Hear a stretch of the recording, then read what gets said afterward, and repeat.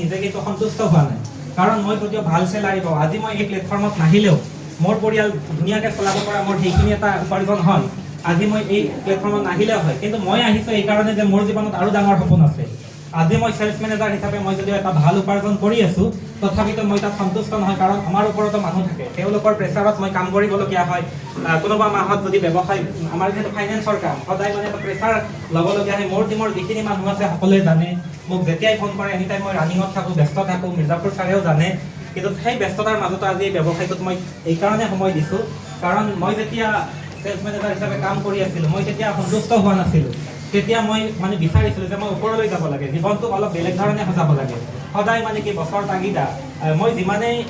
চাকৰিত বেছি সময় দিছিলোঁ তেতিয়া পৰিয়ালৰ মাজত মোৰ দূৰত্ব বাঢ়ি গৈছিল তেতিয়াও পৰিয়ালক সময় দিব পৰা নাছিলোঁ নিচেতে ক'ৰবাত ফুৰিবলৈ যাম বুলি ক'লে যাব নিব নোৱাৰোঁ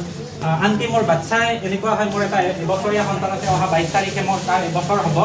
আজি মোৰ মিছেছ আহিব নোৱাৰিলে যোৱাকালি বিচনাৰ পৰা পৰি বাচ্ছাটো অকণমান দুখ পালোঁ গতিকে সেই বাচ্ছাটোকো মানে সময় দিব নোৱাৰোঁ আনকি মানে মই ৰাতিপুৱা যেতিয়া ডিউটিত যাওঁ তেতিয়াতো বাচ্ছাটো